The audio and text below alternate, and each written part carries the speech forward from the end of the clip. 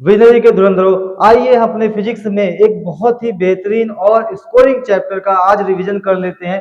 Chapter का जो नाम है वह विकिरण तथा द्रव्य की द्वैत प्रकृति। ये जो चैप्टर है, ये चैप्टर बोर्ड परीक्षा में कितने नंबर का वेटेज रखता है? तो ये 6 नंबर का।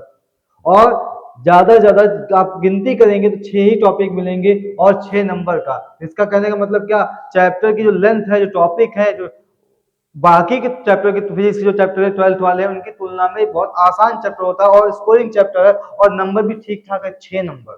अकेला है चैप्टर कितने नंबर का है? 6 नंबर का है। तो बिना किसी देरी के हम स्टार्ट करते हैं इस चैप्टर को और यहाँ की चीजों को रिवाइज कर लेते हैं। ठीक है, तो चैप्टर का नाम जैसे कि हमने बताया क्या, विकिरण द्रव्य की द्वैत प्रकृति, dual nature of radiation and matter. अब इसमें हम स्टार्ट करें तो सबसे पहले यहाँ पे आता है हर्ट्ज के प्रेक्षण। तो हर्ट्ज ने क्या किया कि हर्ट्ज ने विद्युत चुंबकीय तरंगों की उत्पत्ति के अपने अपने प्रायोगिक अन्वेषण में क्या देखा वो कि हर्ट्ज अपना विद्युत चुंबकीय तरंगों का प्रयोग करे थे।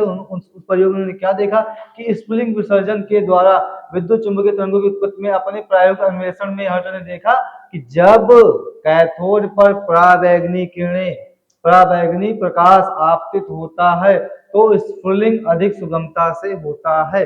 मतलब क्या बोल रहे हैं कि मेन बात जो हमारे लिए यहाँ पे है समझने वाली वो ये है कि हम यहाँ पे समझने वाली मेन बात क्या है, मेन बात समझने वाली ये है कि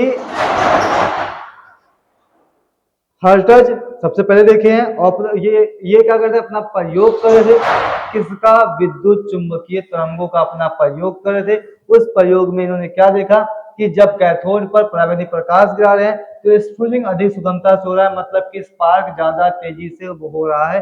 कहने का मतलब कि जो अपना प्रयोग जो कर रहे थे उस प्रयोग में इनको साफ ये दिख रहा है कि हाँ, पराबैंगनी प्रकाश जब कैथोड पर डाल रहे थे तो स्पुलिंग विसर्जन अधिक सुगमता से हो रहा है, मतलब स्पार्क ज्यादा हो रहा है।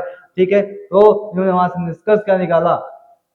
तो प्रयोग तो यही था कि जब कैथोड पर प्रकाश डालते हैं तो आपतित कराते हैं तो स्पुलिंग विसर्जन अधिक सुगमता से होता है। ये तो उन्होंने देखा, इसे निष्कर्ष क्या निकाला? देखने निकाला कि जब कैथोड पर पराबैंगनी प्रकाश आपतित होता है तो आपतित प्रकाश से उत्सर्जन ऊर्जा प्राप्त करके धातु पृष्ठ से धातु पृष्ठ मतलब कैथोड से आवेशित कण बाहर निकलते हैं। मेन बात यहाँ पे ये है, क्योंकि कभी कभी क्या था परीक्षा में आपके हर्ट्ज के प्रेक्षण पूछ सकता है, हर्ट्ज के निष्कर्ष पूछ सकता है, तो आपको निष्कर्ष में यही लिखना है कि जब कैथोड पर पराबैंगनी प्रकाश आपतित होता है तो आपतित प्रकाश से ऊर्जा प्राप्त करके धातु पृष्ठ से मतलब कैथोड से आवेशित कण बाहर निकलते हैं। इससे छोटा परिभाषा चाहिए तो छोटी परिभाषा भी बना सकते हैं। वो क्या बनेगी कि जब कैथोड पर पराबैंगनी प्रकाश आपतित होता है तो कैथोड से आवेशित कण बाहर निकलते हैं। बस यहाँ आवेशित बोलिएगा, धनात्मक ऋणात्मक नहीं बोलिएगा, क्योंकि इस टाइम पर जब हर्ट्ज अपना प्रयोग कर रहे हैं ना विद्युत चुंबकीय तरंग वाला, इस टाइम पर पता ऋण मतलब इलेक्ट्रॉन प्रोटॉन के बारे में तब तक पता नहीं था, खोज इनकी नहीं हुई थी। तो बस इन्होंने यही बताया था कि आवेशित कण क्या निकलते हैं, बाहर निकलते हैं। तो वही है, थोड़ा सा पे डायग्राम आप समझिए कि हाँ जो क्या क्या प्लेट पर पराबैंगनी प्रकाश गिराया तो यहाँ से स्पार्क अधिक सुगमता से हुआ, मतलब कि इसका मतलब है यहाँ से आवेशित कण क्या हुए हैं, बाहर निकले हैं। ये तो बात है कि किसने? कैथोड, ये हर्ट्ज ने बताया ना, हर्ट्ज के बारे में थी। इसके बाद जो हमारे साइंटिस्ट आते हैं इस चैप्टर में वो है हाल्वास। तो हाल्वास ने क्या देखा कि जब ऋणात्मक जस्ते की प्लेट पर पराबैंगनी प्रकाश गिरा है तो प्लेट हो गई धनावेशित, उदासीन है पहले क्या बोलते हैं, ऋणात्मक जस्ते की प्लेट पर जब पराबैंगनी प्रकाश गिराए तो प्लेट उन्होंने देखा क्या, वो हो गई कैसी? उदासीन। फिर से गिराए तो हो गई धनात्मक, और धनात्मक गिराए और ज्यादा धनात्मक हो गई। जिसका मतलब वहां से समझ में आ गया कि जो आवेशित कण बाहर निकल रहा है ना, जो कण बाहर निकल रहा है वो आवेशित कण कौन सा है? धनात्मक। वो कण कौन सा है? वो कण है हमारा ऋणात्मक। तो हाल्वास का प्रेक्षण में यही लिखना है कि जब जस्ते की प्लेट पर पराबैंगनी प्रकाश गिराया गया तो वहां से पता चला कि ऋणात्मक कण ऋणावेशित कण जो है वो बाहर निकलते हैं। अब मेन बात यहाँ से जो और अच्छी बात जो बताई जिन्होंने वो है क्या? लेनार्ड। तो लेनार्ड ने क्या किया? लेनार्ड ने अपना प्रयोग ऐसे कुछ किया। वहां पे क्या लिया? वैक्यूम ट्यूब लिया। वैक्यूम ट्यूब में एक तरफ लगाया कैथोड, एक प्लेट इधर लगाई, एक प्लेट इधर लगाई, एक को बोला कैथोड, एक को बोल दिया एनोड, और उसके बाद क्या गिराया? उस पर पराबैंगनी प्रकाश गिराया। तो उन्होंने क्या देखा कि जब पराबैंगनी प्रकाश गिराया तो उन्होंने क्या देखा ये कि पराबैंगनी प्रकाश ऋणात्मक प्लेट पर गिरने पर धारामापी में विक्षेप होता है। ना। जब उस पर पराबैंगनी प्रकाश गिरा रहे हैं तो धारा फिर नीचे हो रहा है, मतलब धारा बह रही है। और जब प्रकाश नहीं गिरा रहे हैं तब धारा प्रवाहित नहीं हो रही है। धनात्मक प्रकाश गिरा रहे हैं प्रकाश, तब भी धारा प्रवाहित नहीं हो रही है ना। देखो भाई, जैसे कि सिस्टम आप समझिए, इनका फिगर कुछ ऐसा था ना, ये हो गया कैथोड, इधर हो गया क्या, एनोड, ठीक है। तो ये ऐसे यहाँ पे लगा दिए धारा मापी, ठीक है। अब अब क्योंकि परिपथ क्या है, परिपथ पूर्ण नहीं है, परिपथ अधूरा है। क्यों अधूरा है? क्योंकि बीच में, भाई बीच में तो गैप है ना, तो यहाँ धारा का प्रवाह नहीं होना चाहिए। लेकिन जब ये प्रकाश गिरा रहे हैं तब धारा का प्रवाह हो रहा है, तब धारा बह रही है, ठीक है। किस पे?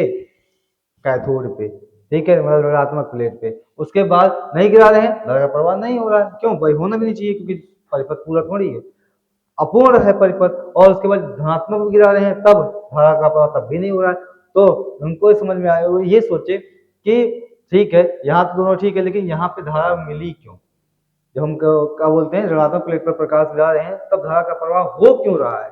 तो हो क्यों रहा है, इसका मतलब क्या है? वो होने की वजह होगी यही कि हाँ, यहाँ से कुछ क्या ऋणावेशित कण बाहर निकले होंगे और यहाँ तक पहुंचे होंगे, इस प्रकार परिपथ हो गया हुआ पूर्ण और धारा का प्रवाह हुआ होगा।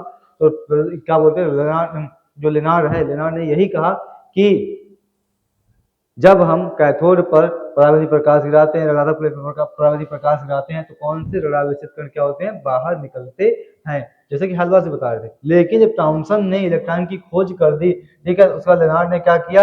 लेनार्ड ने अपना प्रयोग फिर से और एनालाइज किया और अध्ययन किया अपने प्रयोग का, और उसके बाद यहाँ से कण थे, जो यहाँ से कण निकल रहे थे ऋणावेशित, उनकी तुलना की बताए गए थॉमसन के द्वारा इलेक्ट्रॉन के गुणों से, और फिर वहां पर गुण क्या हुए? मैच हुए, और फिर जाके फाइनली लेनार्ड ने बोल दिया कि आपतित प्रकाश के कारण धातु से उत्सर्जित होने वाले कण, जो ऋणात्मक कण है, वो कुछ और नहीं, वो इलेक्ट्रॉन ही है। और इसी घटना को बोल दिया प्रकाश वैद्युत प्रभाव बोल दिया। अब इस चैप्टर में जो मेन हमको पढ़ना होता है, ये प्रकाश वैद्युत प्रभाव ही पढ़ना है। उसमें सबसे ज्यादा इंपॉर्टेंट जो चैप्टर में आता है, चैप्टर से जो बोर्ड परीक्षा में आता है, वो है आइंस्टीन के समीकरण, और उसके बाद देहली तरंगदैर्घ्य। ये दो सबसे ज्यादा इंपॉर्टेंट टॉपिक आपके रहेंगे, ठीक है। तो क्या अगर आप समराइज करें अब तक की बातें, अब तक की बातें यही थी कि हाँ, जो हर्ट्ज थे, हर्ट्ज ने क्या बताया कि जब हम धातु पर पराबैंगनी प्रकाश गिराएंगे तो वहां से आवेशित कण बाहर आएंगे। हालवास ने क्या बोला कि हाँ, प्रकाश गिराओगे तो कण बाहर आएंगे, जो कौन से आएंगे? ऋणावेशित आएंगे। और लेनार्ड ने फाइनल बता दिया, वो ऋणावेशित कण कुछ और नहीं, वो इलेक्ट्रॉन ही है, मतलब इलेक्ट्रॉन ही बाहर निकलते हैं। और इसी घटना को बोलते हैं प्रकाश वैद्युत प्रभाव। तो इसकी हम परिभाषा देख लेते हैं, किसकी? प्रकाश वैद्युत प्रभाव की। तो यही है, क्या है परिभाषा? ध्यान दीजिए माधव, जब किसी धातु के पृष्ठ पर उपयुक्त आवृत्ति का प्रकाश आपतित होता है, धातु के पृष्ठ पर उपयुक्त आवृत्ति का प्रकाश आपतित होता है, तो पृष्ठ से इलेक्ट्रॉन उत्सर्जित होते हैं, पृष्ठ से इलेक्ट्रॉन उत्सर्जित होते हैं। इस परिघटना को प्रकाश वैद्युत प्रभाव या प्रकाश वैद्युत उत्सर्जन कहते हैं। कितनी बात क्लियर? कितनी बात क्लियर? परिभाषा आपको ध्यान रखनी है, इंपॉर्टेंट है हमारे लिए। तो जब किसी धातु के पृष्ठ पर उपयुक्त आवृत्ति का प्रकाश आपतित होता है, तो पृष्ठ से इलेक्ट्रॉन बाहर निकलते हैं, उत्सर्जित होते हैं। इसी को बोलते हैं क्या? प्रकाश वैद्युत प्रभाव। प्रकाश वैद्युत प्रभाव, प्रकाश की वजह से ये वैद्युत मतलब इलेक्ट्रॉन का हो जाए उत्सर्जन, तो उसे कहते हैं प्रकाश वैद्युत उत्सर्जन या प्रकाश वैद्युत प्रभाव। आप याद कर लिया ऐसे, प्रकाश वैद्युत प्रभाव, प्रकाश का ऐसा प्रभाव हो जाए कि वैद्युत आ जाए, मतलब इलेक्ट्रॉन बाहर आ जाए, धातु से निकल जाए, तो उसे बोलते हैं क्या? प्रकाश वैद्युत प्रभाव कहते हैं। अब यहाँ से जो इलेक्ट्रॉन बाहर निकलते हैं उन्हें कहते हैं फोटो इलेक्ट्रॉन, ठीक है। और जो धारा बहती है उसे कहते हैं क्या? फोटो, प्रकाश धारा कहते हैं, ठीक है। तो यही, जैसे आप चित्र देखिए कि धातु सतह पर जब प्रकाश गिराया गया, इलेक्ट्रॉन निकले बाहर, उन्हीं इलेक्ट्रॉन को बोलते हैं क्या? Photo electron. और उसके बाद जो धारा इनसे प्रवाहित होगी उसे कहेंगे क्या? उसे कहेंगे क्या? प्रकाश धारा कहेंगे, ठीक है। अब हम आगे बढ़े तो आगे हमारा है यहाँ पे जो टर्म हमको सबसे पहले समझनी है, वो हमारी क्या है टर्म? कार्यफलन, वर्क फंक्शन, ठीक है। तो अब यहाँ पे कार्यफलन, वर्क फंक्शन, इसकी परिभाषा क्या है? परिभाषा यह कि धातु, किसी धातु के पृष्ठ से इलेक्ट्रॉन को बाहर निकालने के लिए, इलेक्ट्रॉन को बाहर निकालने के लिए आवश्यक न्यूनतम ऊर्जा को धातु का क्या कहते हैं? कार्यफलन। मतलब जो धातु से इलेक्ट्रॉन को बाहर निकालना है क्या? प्रकाश वैद्युत प्रभाव है। और इलेक्ट्रॉन निकाल, धातु से इलेक्ट्रॉन को बाहर निकालने के लिए जो ऊर्जा, न्यूनतम जो ऊर्जा आवश्यक होती है, उसी ऊर्जा को बोलते हैं कार्य फलन। इसका जो सिंबल है, आप सिंबल इस्तेमाल करेंगे क्या, फाई। हाँ, कुछ किताबों में इसका सिंबल W भी इस्तेमाल करते हैं। ठीक है, तो यहाँ से आप समझिए कि कार्य फलन हमारा क्या है, धातु से इलेक्ट्रॉन को बाहर निकालने के लिए आवश्यक न्यूनतम ऊर्जा कहलाती है क्या, कार्य फलन कहलाती है। ठीक है, तो ये हो गया हमारा कार्य फलन की बात। अब यहाँ पे इसमें एक चीज हम यहाँ पे देखते हैं, जैसे कि सीजियम जो होता है उसके हमारे जो उसकी जो उसके लिए ऊर्जा चाहिए होती है सबसे कम चाहिए होती है, मतलब उसका कार्बन सबसे कम होता है। तो इसका मतलब क्या कि अगर हमें प्रकाश विद्युत प्रभाव करवाना है तो हमें प्रकाश की ऊर्जा कार्बन से क्या होनी चाहिए, ज्यादा या फिर कम से कम बराबर तो होनी चाहिए। अगर कम है तो प्रकाश विद्युत प्रभाव नहीं होगा, मतलब इलेक्ट्रॉन बाहर नहीं निकलेगा। ठीक है, जो न्यूनतम ऊर्जा चाहिए इलेक्ट्रॉन को बाहर निकालने के सतह से, उसे बोलते हैं कार्य फलन। तो प्रकाश विद्युत प्रभाव करवाना है तो आपको न्यूनतम ऊर्जा से ज्यादा इलेक्ट्रॉन देना ही पड़ेगा। वो न्यूनतम ऊर्जा जितनी चाहिए ना, उससे ज्यादा ऊर्जा आपको देनी ही पड़ेगी, तभी हमारा इलेक्ट्रॉन बाहर आएगा, नहीं तो नहीं आएगा। अगले टर्म की बात करें तो अगला टर्म हमारा यहाँ पे देहली आवृत्ति। ठीक है, देहली आवृत्ति, थ्रेशोल्ड फ्रीक्वेंसी। ये क्या है देहली आवृत्ति? देहली आवृत्ति की बात करें तो किसी पृष्ठ से इलेक्ट्रॉन के उत्सर्जन के लिए आपतित प्रकाश की जो न्यूनतम आवृत्ति आवश्यक होती है, किसी पृष्ठ से इलेक्ट्रॉन के उत्सर्जन के लिए जो न्यूनतम ऊर्जा होती है उसे क्या बोलते हैं, उसे कार्बन बोलते हैं। और उत्सर्जन के लिए जो न्यूनतम आवृत्ति चाहिए होती है उसे कहते हैं क्या, उसे कहते हैं देहली आवृत्ति। तो किसी पृष्ठ से इलेक्ट्रॉन के उत्सर्जन के लिए आपतित प्रकाश की न्यूनतम आवृत्ति आवश्यक होती है उसे कहते हैं देहली आवृत्ति। इसका सिंबल क्या है, आवृत्ति का सिंबल न्यू लिखते हैं, तो देहली के लिए देते हैं क्या, न्यू नॉट। ठीक है, तो अब यहाँ से हम क्योंकि जानते हैं, आप सब लोग जानते हैं, सब जानते ही होंगे कि ऊर्जा बराबर क्या होता है, फोटॉन की ऊर्जा के लिए क्या आता है, hc या hc बाई लैम्डा या फिर क्या h न्यू आता है। ठीक है, यहाँ से ऊर्जा मतलब क्या, फाई नॉट, तो क्या आया h, और ये हो जाएगा देहली आवृत्ति न्यू नॉट। तो यहाँ से न्यू नॉट कितना आ गया, न्यू नॉट आ गया कितना, h बटा फाई नॉट, ये आ गया हमारा h। एक मिनट, हाँ ये इधर जाएगा ना, तो इसको इधर भेजेंगे तो न्यू नॉट बराबर फाई नॉट बटा h। ये हो गया हमारा सूत्र किसका, देहली तरंगदैर्ध्य का। हाँ, तो देहली तरंगदैर्ध्य मतलब क्या, कार्यफलन बटे प्लांक नियतांक। तो अगर हमें क्या चाहिए, प्रकाश विद्युत प्रभाव करवाना है तो हमारे प्रकाश की आवृत्ति जो देहली आवृत्ति से ज्यादा या फिर उसके कम से कम बराबर तो होनी ही चाहिए। ठीक है, अगली बात कर लेते हैं। तो अगला हमारा है देहली तरंगदैर्ध्य। इसका मतलब क्या, पृष्ठ से इलेक्ट्रॉन के उत्सर्जन हेतु आपतित प्रकाश की जो अधिकतम तरंगदैर्ध्य आवश्यक होती है, आपतित प्रकाश की जो अधिकतम तरंगदैर्ध्य आवश्यक होती है उसे क्या कहते हैं, देहली तरंगदैर्ध्य कहते हैं। तो यहाँ वही यहाँ से ऊर्जा बराबर क्या होता है, ऊर्जा बराबर क्या होता है, हम जानते हैं hc बाई लैम्डा होता है। अगर ऊर्जा न्यूनतम ले रहे हैं कार्बन मतलब की, तो यह आ जाएगा क्या, देहली तरंगदैर्ध्य आ जाएगा लैम्डा नॉट। तो यहाँ से इसको इधर करें, इसको यहाँ भेजें, तो कितना जाएगा, लैम्डा नॉट बराबर क्या, hc बाई पाई नॉट। वही सूत्र यहाँ पे लिखा था। इसका मतलब कि अगर प्रकाश विद्युत प्रभाव आपको करवाना है, तो प्रकाश विद्युत प्रभाव को करवाना है तो हमारे प्रकाश की तरंगदैर्ध्य देहली तरंगदैर्ध्य से क्या होनी चाहिए, अगर ज्यादा है तो प्रकाश विद्युत प्रभाव नहीं होगा। तो करवाना है तो इसका मतलब क्या, प्रकाश की तरंगदैर्ध्य देहली तरंगदैर्ध्य से क्या होनी चाहिए, देहली तरंगदैर्ध्य से कम या फिर लगभग बराबर होनी चाहिए, क्योंकि अधिकतम है। इससे ज्यादा कर दोगे तो प्रकाश विद्युत प्रभाव नहीं होगा। प्रकाश विद्युत प्रभाव करवाना है जिससे कम करना पड़ेगा। तो तुलना की शर्त की बात करें तो प्रकाश विद्युत प्रभाव करवाने की कंडीशन क्या है कि प्रकाश की ऊर्जा कार्यफलन से क्या होनी चाहिए, ज्यादा या लगभग ज्यादा या फिर बराबर तो होनी ही चाहिए। आवृत्ति की बात में कहें तो आवृत्ति की जो होनी चाहिए देहली आवृत्ति से ज्यादा या फिर बराबर होनी चाहिए। तरंगदैर्ध्य के पद में बात कहें तो तरंगदैर्ध्य जो होनी चाहिए प्रकाश की देहली तरंगदैर्ध्य से कम या फिर बराबर होनी चाहिए। तो न्यूनतम की बात, ऊर्जा की बात कहेंगे तो कहेंगे क्या, प्रकाश की ऊर्जा कार्बन से ज्यादा होनी चाहिए या फिर बराबर। आवृत्ति के लिए तो प्रकाश की आवृत्ति देहली आवृत्ति से ज्यादा या फिर बराबर होनी चाहिए। लेकिन वही देहली तरंगदैर्ध्य के लिए कहेंगे तो कहेंगे प्रकाश की तरंगदैर्ध्य, हाँ देहली तरंगदैर्ध्य के लिए क्या बोलेंगे, प्रकाश की तरंगदैर्ध्य देहली तरंगदैर्ध्य से क्या होनी चाहिए, कम या फिर बराबर होनी चाहिए। देहली तरंगदैर्ध्य में कम बोलेंगे, यहाँ प्रकाश की तरंगदैर्ध्य देहली से कम होनी चाहिए। और आवृत्ति में बोलेंगे क्या, प्रकाश की आवृत्ति देहली से क्या होनी चाहिए, देहली आवृत्ति से ज्यादा होनी चाहिए। कार्बन में बोलेंगे तब क्या बोलेंगे, प्रकाश की ऊर्जा कार्बन से क्या होनी चाहिए, ज्यादा या फिर बराबर बोल सकते हैं। ठीक है, न्यूनतम तो होगी, बराबर बोलेंगे तो इसका मतलब क्या, न्यूनतम कंडीशन की बात कर रहे हैं, न्यूनतम कंडीशन की बात कर रहे हैं तो उसके लिए बोल देंगे बराबर। तो प्रकाश विद्युत प्रभाव करवाना है तो आप ये चाहे ये बोलिए, चाहे ये बोलिए, चाहे ये बोलिए, मतलब कि प्रकाश विद्युत प्रभाव कब होगा, जब चाहे ये हो जाए, चाहे ये हो जाए, चाहे ये, क्योंकि एक हो गया फॉलो बाकी दोनों अपने आप आ जाएंगे। ठीक है, तो यहाँ पे ये हुए इस प्रकाश विद्युत प्रभाव के दो और पॉइंट, और ये हो गया उसकी हमारी शर्त हो गई। यहाँ प्रकाश विद्युत प्रभाव करवाना है तो क्या हमारे प्रकाश की ऊर्जा कार्यफलन से ज्यादा या बराबर होनी चाहिए। ठीक है, आवृत्ति डेली आवृत्ति से ज्यादा या फिर बराबर होनी चाहिए। तरंग दैर्ध्य के पद में बात करेंगे तो तरंग दैर्ध्य डेली तरंग से कम या फिर बराबर होनी चाहिए।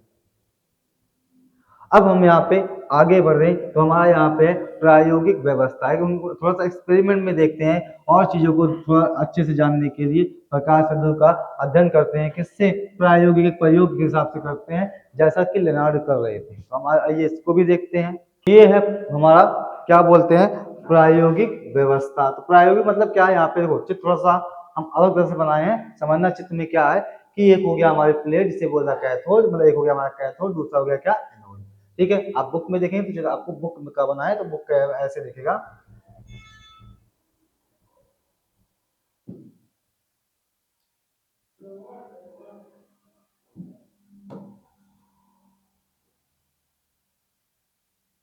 ऐसे कुछ करके। ठीक है, यहाँ पे एक धातु की प्लेट इधर, एक धातु की प्लेट इधर। ठीक है, तो ऐसे यहाँ पे नीचे क्या करेंगे, नीचे बैटरी लगाएंगे। ठीक है, और एक मिनट, ये होगा ऋण वाला, ये होगा हमारा धन वाला। तो नीचे हो गया बैटरी, ये हो गया उसके बाद धारा नियंत्रक। ठीक है, ये माइक्रोमीटर और ये वोल्ट मीटर, और ये हो गया इधर वाला हो गया हमारा एनोड, ये हो गया हमारा कैथोड। प्रकाश गिराएंगे किस पे, कैथोड पे। इलेक्ट्रॉन यहाँ से निकलेंगे जाएंगे एनोड की तरफ, धारा का प्रवाह होगा, उस धारा का मान नीचे लगे क्या अमीटर से, और वोल्टेज को वोल्ट मीटर से ज्ञात करेंगे। और कम ज्यादा करना है, धारा नियंत्रक से धारा का मान कम ज्यादा कर देंगे और फिर अपना अध्ययन करेंगे। तो अब इसमें आइए ना, तो आप चित्र ऐसे कुछ ये इस वाले चित्र को ऐसे बना लीजिएगा ऊपर, बाकी नीचे तो ठीक है। तो अब यहाँ पे इसको समझते हैं हम पहले, यहाँ पे बात क्या है।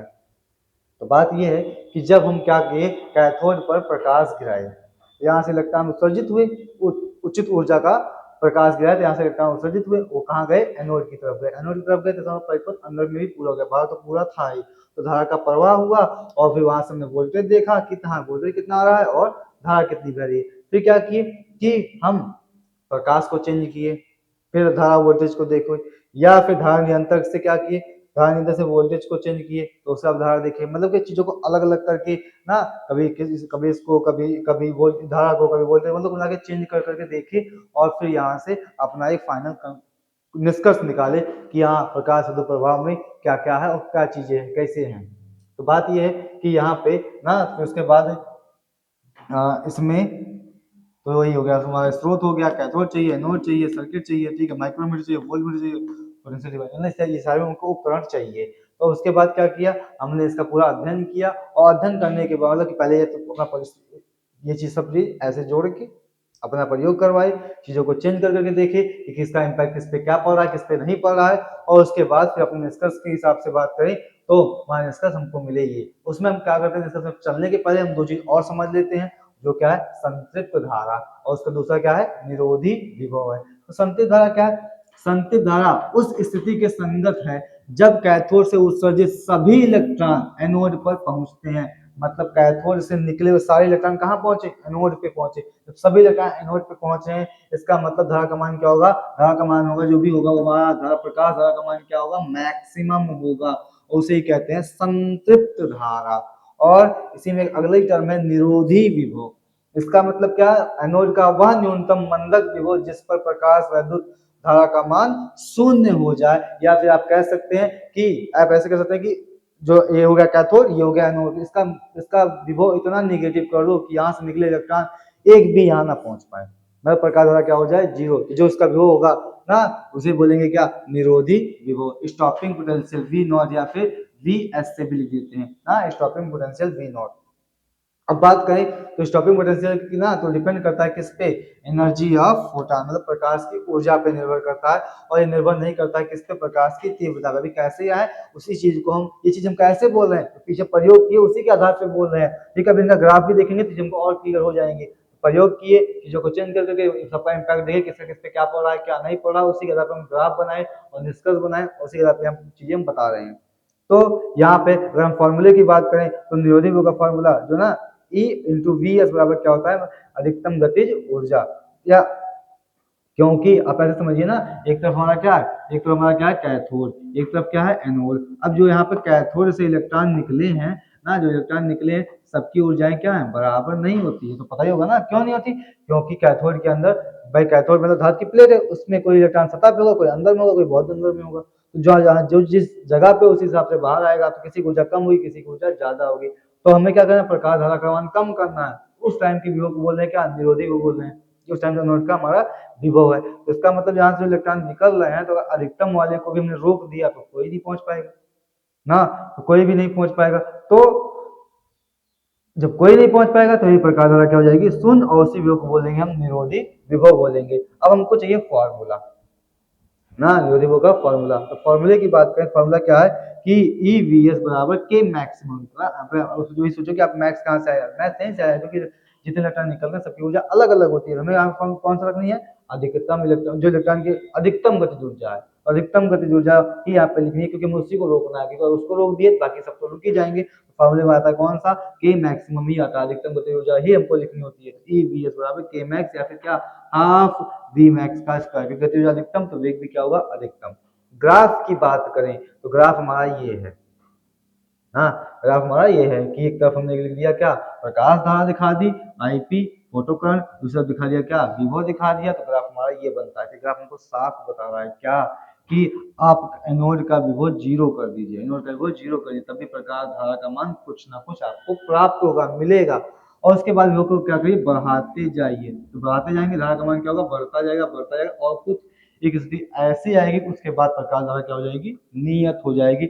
इसी नियत प्रकाश धारा को बोलते हैं क्या, संतृप्त धारा। और अगर विभव को घटाते जाएंगे, निगेटिव करते जाएंगे, तो धारा का मान निगेटिव करते जाएंगे तो इसका इलेक्ट्रॉन कम पहुंचेंगे, फिर धारा का मान घटते घटते क्या हो जाएगा, एक स्थिति ऐसे की जहाँ जाएगा जीरो, जहाँ पे जीरो का उसी बोलेंगे क्या, निरोधी विभव। ये हो गया हमारा ग्राफ किसका, धारा और वोल्टेज का, किसके लिए, प्रकाश विद्युत प्रभाव के केस में। अब इसमें आगे देखें तो आगे हमारे जो ग्राफ आएंगे वो यही है ना, वो कहाँ से बनाए, वही प्रयोग से बनाए हैं, ठीक है। चीजों को वेरीफाई कर करके ना, चीजों को देख के कि किसका इम्पैक्ट किस पे पड़ रहा है, किस पे नहीं पड़ रहा है। तो ग्राफ की हमसे उनको ग्राफ जानना है, ग्राफ हमसे पूछे भी जाते हैं, उनका पॉइंट भी आते हैं जिनको याद रखने न्यूमेरिकल के लिए भी। तो यहाँ पे वही पॉइंट, ग्राफ की बात करें किसकी, प्रकाश धारा और तीव्रता की ना, आईपी प्रकाश धारा, और उसके बाद इंटेंसिटी तीव्रता की बात करें, तो तीव्रता की बात करें, ग्राफ ऐसा है। ये ग्राफ क्या बताना चाह रहा है कि अगर आप तीव्रता बढ़ाएंगे तो प्रकाश धारा का मान बढ़ेगा, तीव्रता बढ़ाएंगे प्रकाश धारा का मान बढ़ेगा, ठीक है। मतलब हाँ, डेली आवृत्ति के ऊपर की आवृत्ति पर अगर प्रकाश की आप तीव्रता बढ़ा रहे हैं तो प्रकाश धारा का मान क्या होता है, बढ़ता है। क्योंकि तीव्रता बढ़ाने मतलब क्या है, ज्यादा फोटॉन गिरेंगे, ज्यादा फोटॉन गिरेंगे तो ज्यादा इलेक्ट्रॉन को ऊर्जा मिलेगी, ज्यादा इलेक्ट्रॉन को ऊर्जा मिलेगी, ज्यादा इलेक्ट्रॉन बाहर आएंगे, धारा के योगदान में, धारा के प्रवाह में ज्यादा इलेक्ट्रॉन हिस्सा लेंगे, धारा का मान क्या हो जाएगा, ज्यादा हो जाएगा। तो ये बात यहाँ पे भी पहली बात। दूसरी बात क्या, जो भी ग्राफ बनाए थे ना, उसी ग्राफ को ना इसमें प्रकाश धारा और निरोधी विभव के बीच में ग्राफ बनाए अलग अलग आवृत्ति पर, तो ग्राफ ऐसे मिलते हैं। एक हो गया I1 आवृत्ति पे ग्राफ, ये I2 का ये हो गया ना, I1 का ये हो गया, I2 का ये हो गया, I3 का ये हो गया। तो इसमें आप देखिए, आपने अगर अगर तीव्रता चेंज की है ना, अगर तीव्रता के लिए ग्राफ बनाया, तो अगर आपने तीव्रता चेंज की है तो निरोधी वो चेंज नहीं हुआ है। कहने का मतलब क्या, कि अगर हम प्रकाश धारा और विभव वाले ग्राफ से अगर हम देखें, चाहे विभव वाले ग्राफ से देखें, अलग वो जो ग्राफ था हमारा ऐसे शेप में था, हमने क्या किया, I1 I2 I3 मतलब अलग अलग तीव्रता पे बात की, तो अलग अलग तीव्रता पे देखा तो ग्राफ हमको 3 मिल गया, एक ये मिल गया, एक ऐसे मिल गया I2 के लिए, ये मिल गया हमको I3 के लिए। अब मेन बात समझिए, मेन बात क्या है यहाँ पे, कि तीव्रता अपने भले अलग अलग की है, लेकिन निरोधी वो अलग नहीं हुआ। इसका मतलब निरोधी वो तीव्रता पर निर्भर नहीं करता, तीव्रता बढ़ाने से प्रकाश धारा का मान बढ़ता है, निरोधी वो का मान नहीं बढ़ता ना घटता, वो सेम जो भी था वही रहता है, वो अपरिवर्तित रहता है, ठीक है। लेकिन धारा का मान देखें, इस वाली तीव्रता की धारा का मान, संतृप्त धारा का मान ये है, इसके संगत ये है, इसके संगत ये है। इसका मतलब क्या, इसके लिए धारा का मान सबसे, संतृप्त धारा का मान सबसे ज्यादा है, इसका मतलब ये क्या है, सबसे ज्यादा है। तो इस तीनों ग्राफ में कह सकते हैं कि I3 ज्यादा है किससे, I2, और उससे ज्यादा क्या है, तो I1 I2 3 ये हो गया। तो आप ये जान लीजिए कि तीव्रता का प्रभाव पड़ता है प्रकाश धारा पे, तीव्रता जितनी ज्यादा प्रकाश धारा उतनी ज्यादा, ठीक है। लेकिन अगर सोचे कि निरोधी विभव पे, तो उस पर कोई प्रभाव नहीं पड़ता है, इसलिए आपको एक ही पॉइंट मिला। और हाँ, तीव्रता जितनी ज्यादा वही प्रकाश धारा उतनी ही ज्यादा, से ग्राफ 3 हो गए। तो इसका जो सबसे ऊपर होगा समझ के उसकी तीव्रता सबसे ज्यादा है, और जो सबसे नीचे उसकी तीव्रता क्या है, सबसे कम है। ठीक है, तो वहां पर बात है प्रकाश, यहाँ पे हम कह सकते हैं कि एक प्रकार से तीव्रता क्या है, प्रकाश धारा के क्या है, समानुपाती है। तीव्रता बढ़ाने पर प्रकाश संतेज धारा क्या होती है, बढ़ती है। आपतित प्रकाश की निश्चित आवृत्ति के लिए निरोधी विभव का मान प्रकाश की तीव्रता पर निर्भर नहीं करता है। ये बात है जो आपको अभी बताई गई। अब इसके बाद यहाँ पे हमको ग्राफ मिलता है एक, ये ज्यादा सबसे ज्यादा इंपॉर्टेंट ग्राफ हमारे लिए यही है ना, यही वाला ग्राफ है। ठीक है, ये भी फिलहाल ग्राफ किसमें बनाए हैं, ये ग्राफ बनाए हैं हम किसमें, ये बनाए हैं दिल्ली क्या बोलते हैं, निरोधी विभव और स्टॉपिंग पोटेंशियल एंड आवृत्ति। तो ये हो गया दिल्ली, दिल्ली कह रहे हैं निरोधी विभव, और ये हो गया हमारा फ्रीक्वेंसी मतलब आवृत्ति। तो इनके बीच का ग्राफ ये मिलता है। ग्राफ कैसे ये मिल गया, अभी उसका क्वेश्चन भी आपको देंगे आइंस्टीन वाले में, फिलहाल प्रयोग करके तो ग्राफ हमको बनाए तो ये मिला। यहाँ पे ग्राफ से क्या समझ में आ रहा है, ग्राफ हमको ये समझ में आ रहा है कि अगर हमारी आवृत्ति एक निश्चित आवृत्ति से कम है ना, कम है, तो इसका मतलब हमारा इलेक्ट्रॉन बाहर नहीं आएगा, मतलब प्रकाश का प्रभाव नहीं होगा। लेकिन उससे ऊपर की बात करें तो अगर क्या करें, अगर हम आवृत्ति बढ़ाते हैं तो इसका मतलब क्या, निरोधी वो भी क्या होगा, बढ़ेगा। तीव्रता निर्भर नहीं करता, आवृत्ति पे करता है। वही as frequency increases stopping potential increases, it means maximum value of kinetic energy increases। क्योंकि उसका काम ही क्या है, इलेक्ट्रॉन को रोकना। तो किसको रोकना है हमको, अधिकतम अधिकतम उसको रोक दिया, सबको रोक देंगे। इसका मतलब यहाँ से ये हमको जो यहाँ से निष्कर्ष निकल रहा है वो ये निकल रहा है कि जो स्टॉपिंग पोटेंशियल है, निरोधी विभव है, वो किस पे निर्भर करता है, वो निर्भर करता है किस पे, आवृत्ति पर ना, और किस पे नहीं करता है, तो तीव्रता पर। ठीक है, तो अच्छा, और हम जानते थे क्या, अभी हमने देखा था ई वी एस बराबर अधिकतम गतिज ऊर्जा। इसका मतलब जो अधिकतम गतिज ऊर्जा होती है वो भी निर्भर करती है किस पे, वो भी निर्भर करती है आवृत्ति पर। दोनों आवृत्ति पर ही निर्भर करते हैं ना, निर्भर किस पे नहीं करते हैं, तो वो है तीव्रता पर निर्भर नहीं करते हैं। ठीक है, आवृत्ति निर्भर करते हैं, तीव्रता निर्भर नहीं करते हैं। तो ग्राफ से समीकरण बनाए ऐसे हमारा समीकरण बन जाता है। इसका भी हम आगे देखेंगे और अच्छे से, जहाँ पे मेन इसका समीकरण था ना, जहाँ से हमको मिलता है। तो यही है, यदि आपतित प्रकाश की आवृत्ति निश्चित आवृत्ति से कम है तो प्रकाश का प्रभाव नहीं होगा ना, वही दिल्ली आवृत्ति वाली बात है। इतनी बात क्लियर आपको। तो अच्छा एक चीज और, अगर हम ग्राफ बनाए नहीं, हमको कोई कहते नहीं आवृत्ति और दिल्ली और निरोधी विभव नहीं, गतिज ऊर्जा के बीच का ग्राफ बनाओ, अधिकतम गतिज ऊर्जा और इसके तो सेम बना देना है बस। हाँ, यहाँ से ई और वहां से ई गायब कर देना। ठीक है, और चीजों को ध्यान रखिएगा क्या पे क्या चीजें लिखी गई हैं, स्लोप क्या है ना, अंतःखंड क्या है और ये क्या है, क्योंकि ये हमको वैल्यू चाहिए होती है, क्योंकि इससे सवाल भी आते हैं, सवाल भी देखेंगे आगे। फिलहाल अब चलते हैं अपने अगले टॉपिक पे। उसके पहले एक सवाल को छोटा सा मिल भी गया है जो कि 2024 में ही पूछा गया है ना, लेटेस्ट सवाल ये है, बहुत ही आसान था। क्या बोल दिया, दिल्ली आवृत्ति मतलब न्यू नॉट ना, दिल्ली आवृत्ति हमको न्यू नॉट जो दी गई है वो कितनी दी गई है, वो 8×10⁴ हर्ट्ज दी गई है। ठीक है, और पृष्ठ से कार्यफलन ज्ञात करना है, कार्यफलन ज्ञात करना। ऊर्जा, कार्यफलन क्या है, न्यूनतम ऊर्जा, और ऊर्जा बराबर क्या होता है, माधव इधर, ऊर्जा बराबर पाई नॉट बराबर क्या, एच न्यू। ठीक है, हमको एच 6.6 10⁻⁻34, और दिल्ली क्या बोलते हैं, आवृत्ति, वो कितनी है, 8×10⁻14। ठीक है, 8×10 होगी 14, ये होगी दिल्ली आवृत्ति। यहाँ से 8×48, 8×48 4 52, 10⁻34 से ये जाएगा कितना, 10⁻34 कितना जाएगा, -20। ठीक है, तो ये हो गया 5.28 10⁻⁷ कितना, एक अंक इधर लेके गए हैं तो पावर क्या हो जाएगी, एक क्या हो जाएगी, बढ़ जाएगी, तो +1 करोगे तो कितना आएगा, -19 जूल। ठीक है, ये आ गया हमारा आंसर। आगे बढ़े तो आगे हमारा जो है यहाँ पे आगे जो टॉपिक है वो टॉपिक है और तो कुछ नहीं करना था सवाल में। हाँ, दिल्ली आवृत्ति दिया गया था और कार्यफलन चाहिए था, तो आवृत्ति दिया था, कार्यफलन निकालना था। ठीक तो है। चलें फिर हम आगे बढ़ते हैं। आप आगे यहाँ पे बढ़े तो हमारा जो आगे का टॉपिक है वो है क्या, कि अब हम नियम भी समझ लेते हैं, क्योंकि हमने ग्राफ भी देख प्रयोग किए, प्रयोग से हम ग्राफ बना लिए, उसके बाद नियम भी समझ लेते हैं। तो नियम जो है हमारे वो क्या है प्रकाश विद्युत प्रभाव के। तो नियम सबसे पहला यही है डेली आवृत्ति का, कि अगर प्रकाश विद्युत प्रभाव करवाना है, प्रकाश विद्युत इलेक्ट्रॉन को बाहर से निकालना है, तो न्यूनतम निश्चित आवृत्ति जो है उससे नीचे उत्सर्जन नहीं होगा। मतलब क्या कि पहला नियम हमको ये समझना है कि प्रकाश विद्युत प्रभाव के लिए ना जो न्यूनतम निश्चित आवृत्ति है, इसे हम डेली आवृत्ति कहते हैं, उससे नीचे की अगर आवृत्ति कर रहे हैं प्रकाश की तो कोई भी इलेक्ट्रॉन बाहर नहीं आएगा। तो न्यूनतम निश्चित आवृत्ति से नीचे कोई उत्सर्जन नहीं होता है, मतलब प्रकाश का प्रभाव नहीं होता, इलेक्ट्रॉन बाहर नहीं निकलता है। तीव्रता की बात करें तो वही है उत्सर्जन की जो दर है, इलेक्ट्रॉन के निकलने की जो दर है वो आपके प्रकाश की तीव्रता की क्या होती है, समानुपाती होती है। अभी आपने ग्राफ देखा था, ठीक है।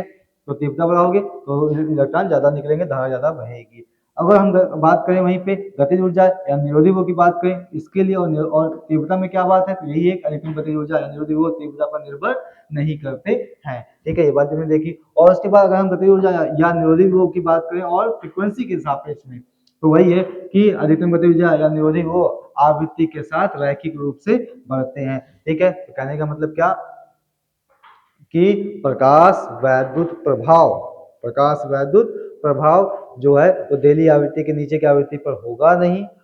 दूसरा नियम क्या, दूसरा नियम ये कि जो तीव्रता है उसको बढ़ाओगे तो उत्सर्जन की दर बढ़ेगी, मतलब प्रकाश धारा बढ़ेगी। लेकिन तीव्रता बढ़ाने पे घटाने पर गतिज ऊर्जा और निरोधी पर कोई प्रभाव नहीं पड़ेगा। गतिज ऊर्जा निरोधी पर किस पे निर्भर करते हैं, तीव्रता पर नहीं, आवृत्ति पे करते हैं। तो आवृत्ति के साथ रैखिक रूप से बढ़ते हैं। और पांचवा नियम ये है टाइम लैग। कहने का मतलब क्या कि प्रकाश के आपतित होते ही इलेक्ट्रॉन निकलना है तो तुरंत ही निकल जाएगा, कोई समय नहीं लगेगा, 1 सेकंड की भी देरी नहीं होगी। ये हो गए हमारे नियम। अब इस नियम की जो व्याख्या है, तरंग सिद्धांत नियम की व्याख्या नहीं कर पाता है ना, तो शक्तिमान इधर ध्यान दो, तरंग सिद्धांत जो है इसकी व्याख्या नहीं कर पाता है। तो वही तरंग सिद्धांत की विफलता है। 3 नंबर में अगर प्रश्न आता है तो बोर्ड परीक्षा में 3 नंबर का आता है, कहता है तरंग सिद्धांत की विफलता है बताओ। तो 3 विफलता है, एक क्या तीव्रता, दूसरा आवृत्ति, तीसरा समय पश्चता, ठीक है। हम आपके लिए हिंदी में लिख दे रहे हैं कि कुछ बच्चों की शिकायत रहती है कि ज्यादा चीजें इंग्लिश में नहीं हिंदी में चाहिए, तो आइए आपके लिए हिंदी में लिख देते हैं। तो इंटेंसिटी मतलब तीव्रता, अच्छा हिंदी में हमको भी दिक्कत होती है लेकिन ठीक है आपके लिए लिख दे रहे हैं। तीव्रता मतलब इंटेंसिटी, अब कंफ्यूज ना होइएगा, ये है आवृत्ति और ये है समय पश्चता, ठीक है। अब इनकी बात हम करते हैं कि कैसे ये यहाँ पे क्या चीज है और जो परीक्षा में पूछी जाएगी तो क्या क्या लिखना रहे। प्रकाश वैद्युत प्रभाव की व्याख्या में तरंग सिद्धांत की विफलता क्या क्या है, तो सबसे पहली विफलता है तीव्रता वाली। जो तरंग सिद्धांत में ये मान चलते हैं प्रकाश में जो ऊर्जा है वो जैसे प्रकाश से की लाइट गिर रही है तो तरंग सिद्धांत में क्या मानते हैं कि जो ऊर्जा है वो पूरे एरिया में बिखरी हुई है। तो उसी हिसाब से एक्सप्लेन करना चाहे तो एक्सप्लेन नहीं हो पा रहा था। तो क्या क्या कमियां थी, पहले तीव्रता की वाली कमी आ रही थी। क्या बात है यहाँ पे तीव्रता वाले में, बात यही है कि मोर फ्रीक्वेंसी मतलब हायर काइनेटिक एनर्जी। कहने का मतलब क्या कि तरंग सिद्धांत में जब ये मान के चलते हैं कि हाँ प्रकाश जो गिर रहा है उसमें जो ऊर्जा है पूरे रूप में बिखरी हुई है, ठीक है। और अगर हम और तीव्रता की बात करें तो तीव्रता का मतलब क्या होता है, एकांक समय में एकांक क्षेत्रफल पर आपतित होने वाली ऊर्जा को बोलते हैं क्या, तीव्रता। तो तीव्रता बढ़ाएंगे समय ज्यादा ऊर्जा गिर रही है। तीव्रता का मतलब क्या है, एकांक से की इस बार तीव्रता भी कुछ रखी तो वहां पे प्रकाश की स्रोत हो गया, यहाँ पे एक प्लेट रख दी तो जितनी तीव्रता होगी उस हिसाब से यहाँ पे ऊर्जा गिरेगी, क्योंकि तीव्रता क्या एकांक समय में एकांक क्षेत्र पर गिरने वाली ऊर्जा है। तो अगर हम तीव्रता बढ़ा देंगे तो यहाँ पे ऊर्जा ज्यादा गिरेगी। इसका मतलब क्या, अगर धातु पे बात करें तो धातु ज्यादा ऊर्जा मिलेगी, तीव्रता बढ़ा देंगे तो ज्यादा ऊर्जा मिलेगी धातु को, तो इलेक्ट्रॉन को ज्यादा ऊर्जा मिलेगी, तो इलेक्ट्रॉन की ज्यादा ऊर्जा से बाहर आने चाहिए, उनकी ऊर्जा बढ़नी चाहिए, ठीक है। ये तो वही वाली बात है ना कि यहाँ पे सोचते थे कि अगर तीव्रता अगर हम बढ़ाते हैं इलेक्ट्रॉन गति ऊर्जा क्या होगी, बढ़ेगी। तीव्रता मतलब क्या, एकांक समय एकांक क्षेत्र पर आपकी होने वाली ऊर्जा। तीव्रता मतलब क्या, हम लोग ऊर्जा बढ़ा दे रहे हैं, तो ऊर्जा बढ़ा दे रहे हैं तो इलेक्ट्रॉन की ऊर्जा बढ़ेगी, लेकिन वास्तव में तीव्रता बढ़ाने से इलेक्ट्रॉन की ऊर्जा नहीं बढ़ती है। तो वही है काइनेटिक एनर्जी, गतिज ऊर्जा इलेक्ट्रॉन की जो है तीव्रता पर निर्भर ही नहीं, नॉट डिपेंड, निर्भर ही नहीं करती। फेल हो गया तरंग सिद्धांत। वो कह रहा है नहीं, क्योंकि ऊर्जा भाई वो तीव्रता मतलब क्या, पहली बात तो ये मान के लें कि हाँ ऊर्जा क्या है, जैसे प्रकाश स्रोत से प्रकाश गिर रहा है तो उसके अंदर ऊर्जा पूरे क्षेत्रफल में जितने प्रकाश गिर रहा है वो पूरे में बिखरी हुई है, ठीक है। और तीव्रता मतलब क्या होता है, एकांक समय एकांक क्षेत्रफल पर गिरने वाली ऊर्जा है। तो तीव्रता बढ़ाओगे तो ऊर्जा बढ़ेगी इलेक्ट्रॉन की, लेकिन नहीं बढ़ती, पहली दिक्कत। दूसरी पे बात करें, दूसरी आवृत्ति की। तो वो ये सोच रहे हैं कि भाई तीव्रता मतलब एकांक समय में क्षेत्र, एकांक समय में एकांक क्षेत्र पर गिरने वाली ऊर्जा है। इसका मतलब क्या कि इमिशन उत्सर्जन तो होना ही चाहिए ना किसी भी आवृत्ति पर, बस ऊर्जा मिलनी चाहिए। इलेक्ट्रॉन कोई बाहर निकलना तो क्या उसको ऊर्जा दो, इलेक्ट्रॉन बाहर आएगा। तो आवृत्ति तो कुछ भी रखो ना, बस हाँ तीव्रता ठीक ठाक रखो, आवृत्ति कुछ भी रखो, बस तीव्रता ठीक ठाक रखो, तो इससे इलेक्ट्रॉन क्या होगा, बाहर निकल जाएगा। लेकिन वास्तव में ऐसा होता ही नहीं है। अगर हमने आवृत्ति क्या किया, डेली आवृत्ति से कम कर दिया, इलेक्ट्रॉन बाहर आएगा ही नहीं, कितनी भी तीव्रता अधिक कर लो। अगली बात क्या है, समय पश्चता की, क्योंकि ऊर्जा क्या है पूरे में बिखरी हुई है। जैसे सोर्स ऊर्जा सतह पे गिर रही है, तो जितने पे गिर रही है उतनी ऊर्जा पूरे में क्या है, बिखरी हुई है। तो इलेक्ट्रॉन क्या करेगा, उस ऊर्जा को धीरे धीरे क्या, जब प्रकाश गिरेगा तो ऊर्जा को धीरे धीरे इकट्ठा करेगा, और जब पर्याप्त हो जाएगा तब बाहर आएगा। ऐसा तरंग सिद्धांत मान रहा था कि हाँ प्रकाश गिरेगा तो इलेक्ट्रॉन ऊर्जा इकट्ठा करेगा फिर बाहर आएगा। मतलब दोनों के बीच में क्या होगा, प्रकाश गिरने इलेक्ट्रॉन के बाहर निकलने में क्या होगा, कुछ समय लगना चाहिए ना, कुछ टाइम लगना चाहिए। वास्तव में ऐसा होता ही नहीं है ना, नो टाइम लाइक, कोई टाइम नहीं लगता, तुरंत इलेक्ट्रॉन बाहर आ जाता है। यहाँ पे 3 जगह पे ये तरंग सिद्धांत था विफल हुआ। नियम कैसे बना रही है, प्रयोग से, ठीक है। व्याख्या करने चल रहे हैं, इससे नहीं हो पा रही है, व्याख्या नहीं हो पा रही, तो आपको लिखना क्या है, यही बात लिखनी है। पहली बात क्या लिखेंगे कि तीव्रता की समस्या, तीव्रता की समस्या में यही बात लिखेंगे कि क्योंकि तीव्रता मतलब क्या, एकांक समय में एकांक क्षेत्र पर गिरने वाली ऊर्जा है। तो अगर तीव्रता बढ़ाएंगे तो ऊर्जा ज्यादा गिरा रहे हैं, सतह पे ज्यादा गिरा है, तो इलेक्ट्रॉन की ऊर्जा ज्यादा होनी चाहिए। वास्तव में ऐसा होता नहीं है, यहाँ फेल हुआ। दूसरा, आवृत्ति की बात करें तो आवृत्ति तो कुछ भी रखो, ऊर्जा से मतलब है, क्योंकि इलेक्ट्रॉन को बाहर निकाला मतलब उसको ऊर्जा देनी है, ऊर्जा उसको दो। आवृत्ति कुछ भी रखो, इलेक्ट्रॉन आवृत्ति कुछ भी रखो, बस उसको ऊर्जा दे दी तो इलेक्ट्रॉन बाहर आना चाहिए। मतलब क्या, आवृत्ति कुछ भी रखो, बस तीव्रता ठीक ठाक रखो, इलेक्ट्रॉन बाहर आएगा। लेकिन वास्तव में ऐसा नहीं होता है, ये समस्या बन गया। तो यहाँ पे आवृत्ति में क्लियर हुआ कि हाँ क्या लिखना है, ये लिखना है कि इलेक्ट्रॉन को बाहर निकालने के लिए ऊर्जा चाहिए, तो ऊर्जा चाहिए तो उसका मतलब आवृत्ति आप कुछ भी रखे, बस तीव्रता मतलब ऊर्जा जो है ना, तीव्रता मतलब ये एकांक समय एकांक क्षेत्र पर गिरने वाली ऊर्जा है। तो तीव्रता अगर ठीक ठाक रखे हैं, आवृत्ति आप कुछ भी रखो, कोई दिक्कत नहीं, इलेक्ट्रॉन बाहर आना चाहिए। वास्तव में ऐसा होता नहीं है, ये थी कमी। तीसरी कमी को है समय परिवर्तन की, क्योंकि इलेक्ट्रॉन, क्योंकि तरंग सिद्धांत में क्या मानते हैं कि जो ऊर्जा है पूरे सतह में क्या है, बिखरी हुई है। तो पूरे में बिखरी हुई है तो इलेक्ट्रॉन को जब प्रकाश गिरेगा तो इलेक्ट्रॉन धीरे ऊर्जा क्या करेगा, इकट्ठा करेगा, जब पर्याप्त ऊर्जा हो जाएगी तब वो बाहर आएगा। लेकिन वास्तव में वो तुरंत बाहर आ जाता है। 3 कमियां ऐसे आपको डिटेल में लिख देनी है, 3 नंबर का क्वेश्चन बनता है ये। तो इसमें हम अब आगे बढ़े तो हमारा जो आगे मोस्ट इंपॉर्टेंट टॉपिक है वो है ना, अब तक तो ठीक था, अब देखिए मोस्ट इंपॉर्टेंट टॉपिक हमारा आ गया है जो है आइंस्टीन का प्रकाश वैद्युत समीकरण। थोड़ी सी यहाँ पे मिस्टेक है ना, आइंस्टीन थोड़ा सा गलत लिख दिया गया, आप इसको सही कर लीजिएगा ना, इतना आप समझदार है ही, ठीक है।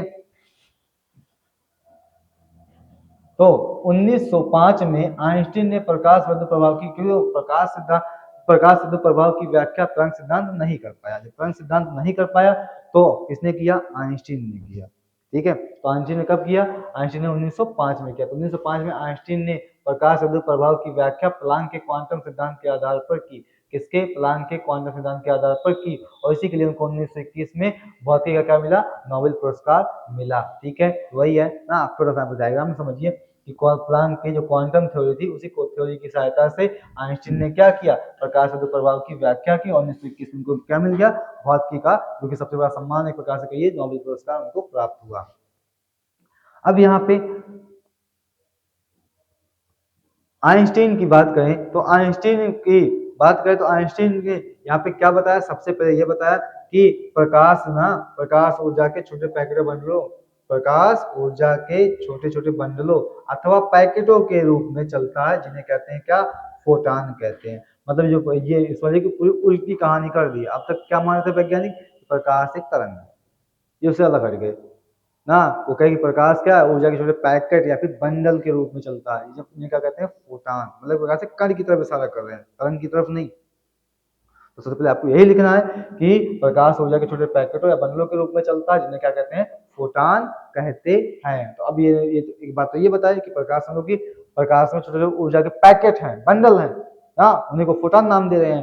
तो अब इसमें आगे एक्सप्लेन कैसे करें, एक्सप्लेन ऐसे करें कि जब फोटान धातु के पृष्ठ पर आपतित होता है ना, तो भाई जब प्रकाश गिरना मतलब क्या, ऊर्जा का पैकेट गिरना मतलब फोटान गिरना। वही है, जब फोटान धातु के पृष्ठ पर आपतित होता है तो यह पृष्ठ के भीतर उपस्थित इलेक्ट्रॉनों में से किसी एक इलेक्ट्रॉन, जितने इलेक्ट्रॉन उनमें से किसी एक इलेक्ट्रॉन द्वारा पूर्णतः अवशोषित हो जाता है, फोटान का और अस्तित्व समाप्त होता है। प्रकाश सतह पे गिरा मतलब फोटान गिरा, और फोटान क्या करेगा, इलेक्ट्रॉन, धातु इलेक्ट्रॉन में से किसी एक इलेक्ट्रॉन से इंटरेक्ट करेगा और अपना अस्तित्व पूरा समाप्त कर देगा, मतलब पूरा वो समाप्त हो जाएगा। तो इलेक्ट्रॉन को मतलब प्रकाश गिरा मतलब फोटान गिरा मतलब ऊर्जा का पैकेट गिरा, तो ऊर्जा का पैकेट किसको मिलेगा, सिर्फ एक इलेक्ट्रॉन को, धातु के इलेक्ट्रॉन में से किसी एक इलेक्ट्रॉन को मिलेगा, और ऊर्जा का पैकेट समाप्त मतलब फोटान समाप्त हुआ। तो वही है कि प्रकाश गिरा मतलब फोटान गिरा। और आप जानते हैं फोटान की ऊर्जा क्या होती है, एच न्यू होती है। ये ऊर्जा किसको मिली, इलेक्ट्रॉन को मिली। ठीक है, अब ये ऊर्जा क्या मिली, किसको मिली, इलेक्ट्रॉन को। तो अब ये इलेक्ट्रॉन को ऊर्जा मिल गई, यहाँ पे दो काम होंगे।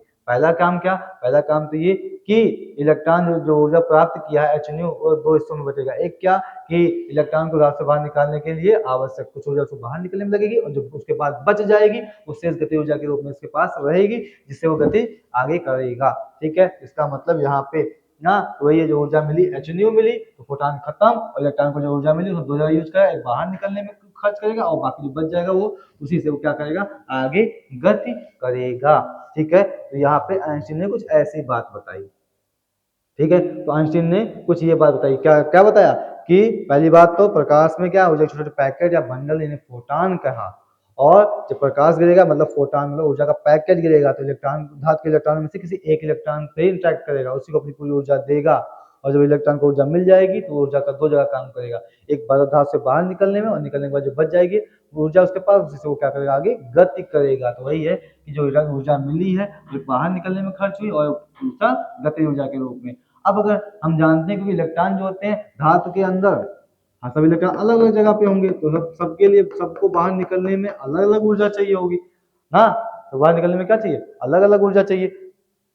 तो अलग अलग ऊर्जा चाहिए, तो इसका मतलब क्या कि सबको बाहर निकलने के लिए ऊर्जा अलग अलग खर्च करनी पड़ेगी। इसका मतलब किसी को कम करना पड़ेगा, किसी को ज्यादा। तो सबसे कम की बात करें तो कम वाले क्या बोलते हैं, कार्यफलन बोलते हैं। तो अगर सबसे कम हो गया, जिस इलेक्ट्रॉन के लिए सबसे कम ऊर्जा लगेगी, जो सतह पे होगा उसी को कम लगेगी। तो अगर इसको सबसे कम करते हैं ना भाई, तो ये तो फिक्स हो गया। अभी दो हिस्से में हो रहा है, समझिए कि एच न्यू बराबर 5 प्लस के, अगर इसको हम कम करें तो क्या होगा, अपना ज्यादा होगा।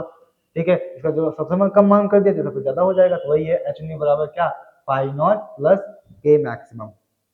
तो फोटान को फोटान द्वारा दी गई ऊर्जा दो जगह यूज होगी, एक क्या बाहर निकलने में गति ऊर्जा के रूप में, और गति जो बाहर निकलने में है सभी इलेक्ट्रॉन को अलग अलग ऊर्जा चाहिए होती है, किसी को सबसे कम चाहिए होगी, जिसको सबसे कम चाहिए होगी उसकी गति ऊर्जा क्या होगी, सबसे ज्यादा होगी। और सबसे कम क्या होती है, कार्यफलन होता है। तो इसका मतलब क्या, एच न्यू बराबर फाइव नॉट प्लस के मैक्सिमम। इसको उधर करके हमने बना लिया यहाँ पे फॉर्मूला, और इसी को कहते हैं क्या, आइंस्टीन का प्रकाश वैद्युत समीकरण ना। प्रकाश वैद्युत समीकरण की बात करें तो यही है, के मैक्स बराबर H nu minus five not. ठीक है, तो यहाँ पे के मैक्स हम इलेक्ट्रॉन की अधिकतम गतिज ऊर्जा, एच न्यू होगी फोटॉन की ऊर्जा, या न्यू क्या है, आवृत्ति है, और एक फाइव नॉट क्या है, कार्य फलन है। तो यहाँ से आपको साफ समझ में आ रहा होगा कि गति ऊर्जा निर्भर करती है किस पे, आवृत्ति पर। क्यों करती है, इसलिए क्योंकि समीकरण में क्या है, आवृत्ति और दूसरा कार्यफलन। तो ये गति ऊर्जा निर्भर करती है आवृत्ति और कार्यफलन। और आइंस्टीन क्या करेंगे, जो प्रकाश विद्युत प्रभाव की व्याख्या तरंग सिद्धांत नहीं कर पाया वो आइंस्टीन करेंगे। उसके करने के पहले यहाँ पे ना, तो संबंध की बात कर यही है कि जो अभी पहले आपको लिखना कार्यफलन बराबर क्या, एच कार्यफलन बराबर एच डेली आवृत्ति, या फिर एच सी बाई लैम्डा, मतलब कि डेली तरंग। ठीक है, अब इसी के अब हम अपने आते हैं, तो यहाँ पे इन चीजों को ध्यान में रखते हुए, यहाँ पे क्यों लिखे, क्योंकि इन चीज का यूज हम आगे करेंगे आइंस्टीन वाले में, और फिर हम ये समीकरण बना लेंगे। क्योंकि क्या आया, एच न्यू आया ना, के मैक्स बराबर क्या था, के बराबर एक्स बराबर क्या, के मैक्सिमम बराबर क्या आया हमारा, आया क्या फॉर्मूला, क्या था पीछे फॉर्मूला, याद था H nu minus five not. ठीक है, ये तो आया था H nu minus five not. तो यहाँ से फाइव नॉट लिख सकते हैं, एच न्यू नॉट लिख सकते हैं। ठीक है, और फिर एच कॉमन कर लेंगे तो हमारा सूत्र ये बन जाएगा, और फिर चाहे तो इसको एच सी बाई लैम्डा लिख सकते हैं, इसको H C by lambda nought लिख सकते हैं, तो बन जाएगा ये हमारा बन जाएगा।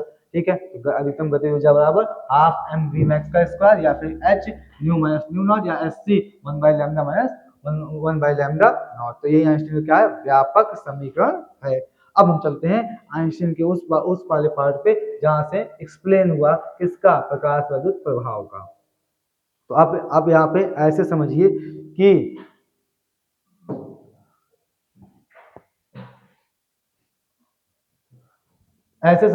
कि जो गति ऊर्जा का फॉर्मूला आया क्या आया, के मैक्स बराबर H nu minus H nu not या फिर H C by lambda minus H C by lambda nought, common कर ही लेंगे। तो आप देखिए सबसे पहली बात तो अगर ये वाला फैक्टर कम हो गया, ज्यादा हो गया, मतलब न्यू कम है न्यू नॉट ज्यादा है, अगर न्यू नॉट ज्यादा है इसका मतलब क्या, ये अगर ज्यादा है तो गति क्या आएगी, नेगेटिव, मतलब इलेक्ट्रॉन बाहर आएगा ही नहीं। डेली आवृत्ति से कम आवृत्ति करते हैं, डेली आवृत्ति से कम आवृत्ति करते हैं, इलेक्ट्रॉन बाहर नहीं आएगा, व्याख्या यहाँ से हुई। ठीक है पहली। दूसरी बात क्या, तो वही है गति नेगेटिव, इसमें इलेक्ट्रॉन बाहर नहीं आएगा। दूसरी बात क्या, दूसरी बात ये कि तो ये प्रकाश उत्सर्जक की डेली आवृत्ति से कम है, प्रकाश का प्रभाव नहीं होगा, चाहे प्रकाश की तीव्रता कितनी भी अधिक क्यों ना हो। ठीक है, ये रूल नंबर 1 एक्सप्लेन हुआ यहाँ से। आगे यहाँ पे आगे कहें तो आगे बात है इंटेंसिटी वाली, क्योंकि क्योंकि ये बात आप समझे कि यहाँ अगर अगर भाई अगर ये ज्यादा हो रहा है, मतलब अगर डेली आवृत्ति ज्यादा है, प्रकाश की आवृत्ति कम है, तो गति क्या होगी, नेगेटिव होगी। इसका मतलब क्या कि प्रकाश का प्रभाव नहीं होगा, तीव्रता कुछ भी कर लो आप ना, वहां पर क्या करते तीव्रता ठीक ठाक रखो, आवृत्ति से मतलब नहीं, आवृत्ति से मतलब है। ठीक है, तो आवृत्ति को ध्यान रखना है, तब जाके इलेक्ट्रॉन बाहर आएगा। तो यहाँ से पहली बात हुई। दूसरी बात क्या, तीव्रता वाली बात करें तो तीव्रता वाली बात क्या है कि तीव्रता ज्यादा करने मतलब क्या है, ज्यादा हम फोटान गिरा रहे हैं। तीव्रता ज्यादा करने मतलब क्या, मोर ना, तीव्रता इंक्रीज करना मतलब तीव्रता बढ़ाने मतलब क्या, फोटान बढ़ा रहे हैं। फोटान बढ़ाने मतलब क्या, जब ज्यादा पैकेट गिरा रहे हैं, ज्यादा पैकेट गिरा रहे हैं तो मतलब क्या, ज्यादा इलेक्ट्रॉन को ऊर्जा मिलेगी, ज्यादा इलेक्ट्रॉन को ऊर्जा मिलेगी, ज्यादा इलेक्ट्रॉन बाहर आएंगे, इस वजह से धारा का मान बढ़ता था। ठीक है, लेकिन तीव्रता बढ़ाने से फोटान की ऊर्जा में कोई चेंजिंग नहीं कर रहे हैं, इसलिए गतिज ऊर्जा में कोई चेंजिंग नहीं होगी। अगली बात, हाँ फ्रीक्वेंसी की बात करें, क्योंकि फोटान की ऊर्जा ही क्या है, फोटान की ऊर्जा क्या होती है, एच न्यू होती है। फोटान की ऊर्जा क्या होती है, एच न्यू होती है। जब एच न्यू होती है तो इसका मतलब क्या, अगर तीव्रता बढ़ाते हो तो आप फोटान की ऊर्जा बढ़ा रहे हो। तीव्रता बढ़ाने मतलब क्या, फोटान की तीव्रता मतलब फोटान की ऊर्जा बढ़ाने, ऊर्जा बढ़ाने मतलब क्या है कि इलेक्ट्रॉन को ज्यादा ऊर्जा मिलेगी, तो ज्यादा ऊर्जा से वो बाहर आएगा, तो गति ऊर्जा क्या होगी, बढ़ेगी।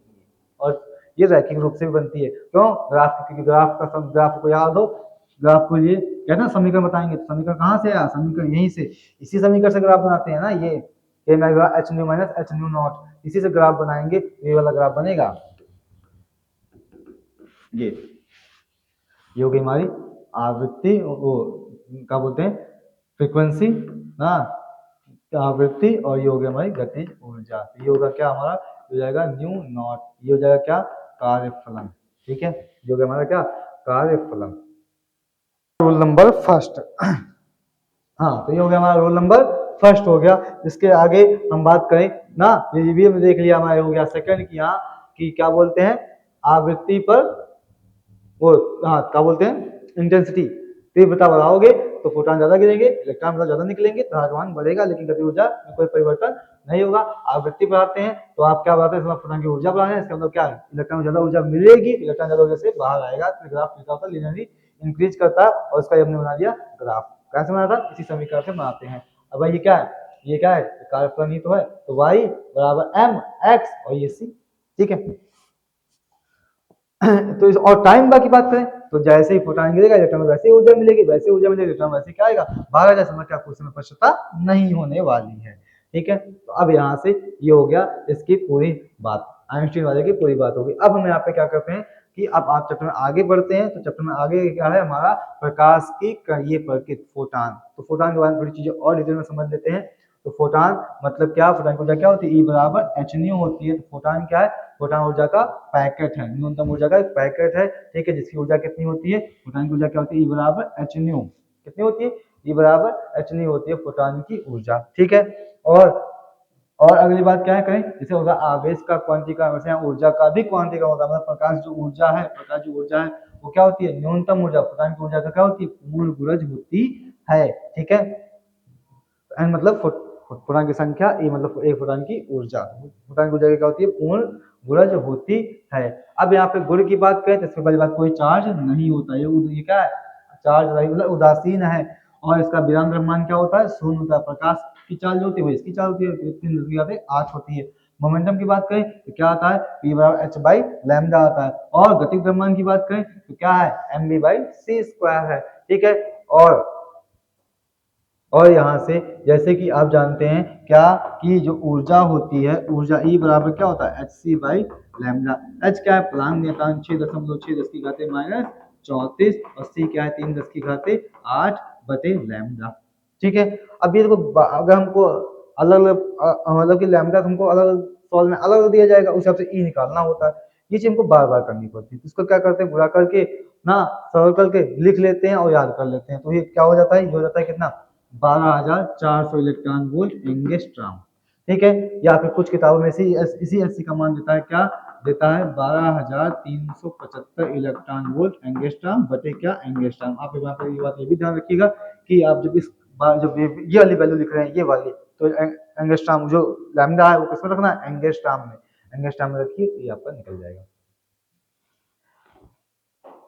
इसके बाद हमारा यहाँ पे है कि फोटॉन और द्रव कणों के संघटन में क्या, ठीक है। जैसे यहाँ पे बात यही है, जब फोटॉन किसी द्रव कण के साथ संघटन करता है तो कुल ऊर्जा संवेग संरक्षित रहते हैं, फोटॉन की संख्या भी संरक्षित, मतलब फोटॉन की जो टक्कर होगी, फोटॉन की संख्या संरक्षित नहीं रहती, बल्कि बल्कि ऊर्जा और संवेग क्या रहता है, संरक्षित रहता है। तो टोटल एनर्जी मोमेंटम पहले जितना था उतना ही बाद में मिलेगा, बस यहाँ फोटॉन की संख्या नहीं संरक्षित है, क्योंकि फोटॉन क्या ऊर्जा है, तो ऊर्जा ऊर्जा उत्सर्जित भी हो सकती है और अवशोषित भी हो सकती है। ठीक है। जैसे हम देखते हैं किसमें, हाइड्रोजन स्पेक्ट्रम में देखते थे ना, वही वाली बात यहाँ पे है। अब इसके बाद द्रव की द्वैत प्रकृति की बात करें तो जो प्रकाश है, प्रकाश ना वैज्ञानिक क्या मान चले, उसको तरंग मान के चले, वेव मान के चले। लेकिन यहाँ पे आइंस्टाइन ने क्या मान के बात की, पार्टिकल मान की बात की। इसका मतलब क्या, इसका मतलब प्रकाश के पास तरंग और पार्टिकल का, तरंग और वेव और पार्टिकल, तरंग और कण दोनों के गुण होते हैं, इसकी डुअल नेचर होती है। तो ऐसी बात है, तो सिमेट्री के हिसाब से हम ये भी तो कह सकते हैं कि जो पदार्थ होता है उसके भी दोनों गुण होंगे ना। भाई जब प्रकाश, जो प्रकाश से वैज्ञानिक क्या मान रहे थे, तरंग मान रहे थे, अब उसके एक्सप्लेन, इसका एक गुण एक्सप्लेन हुआ उसको कण मानकर, इसका मतलब प्रकाश के पास, तरंग के पास दोनों गुण है, तो द्रव के पास भी दोनों गुण होंगे। तो वही है कि वही इफ रेडिएशन है डुअल नेचर, मतलब तरंग के पास अगर द्वैत प्रकृति होती है तो द्रव पदार्थ के पास भी द्वैत प्रकृति भी होगी। ठीक है।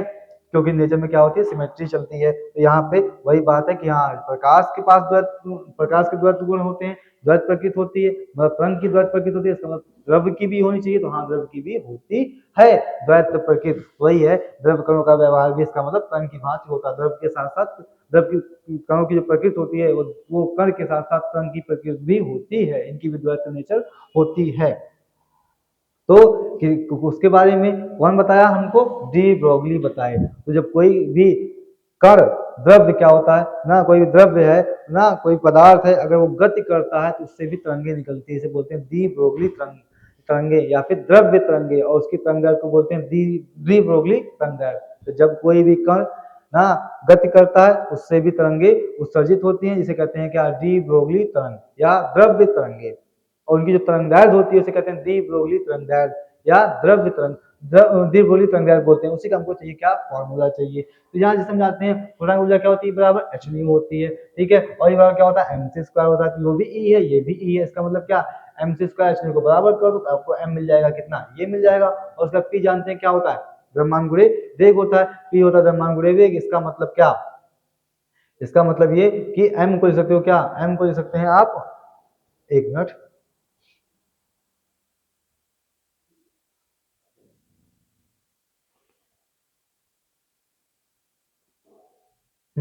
ठीक है। तो यहाँ से क्या किया हमने, यहाँ से एक सी को ना, एक सी को तोड़ा और यहाँ भेज दिया ना, तो यहाँ से क्या बन जाएगा, ये एक सी को तोड़ के यहाँ भेज दिया, तो M C equal H nu बटा सी आ गया। ठीक है। और एम इंटू सी क्या होता है, पी होता है, तो इसका पी बराबर क्या, एच न्यू बटा सी। ठीक है। अब यहाँ से अब एक काम करिए कि आप क्योंकि हमको लैम्डा चाहिए, ठीक है। तो एक काम करिए ये कि पी, हाँ पी मतलब क्या है, संवेग। अब इस संवेग का फॉर्मूला पीछे लिखे थे, क्या होता है, H by lambda, H by lambda कर दीजिए पी को, एच न्यू बाई सी। यहाँ से एच क्या हो जाएगा, कैंसिल हो जाएगा। एक मिनट, थोड़ी गड़बड़ी कर रहे हैं यहाँ पे, आप इसको ऐसे करिए कि पी बराबर एच न्यू बाई सी आया, एच न्यू बाई सी आ गया। तो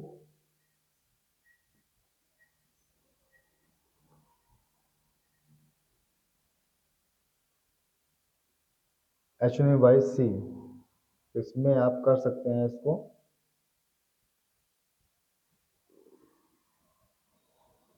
इसको यहाँ करिए, इसको यहाँ करिए, इसको यहाँ करिए, तो C बराबर क्या, एच न्यू बाई पी।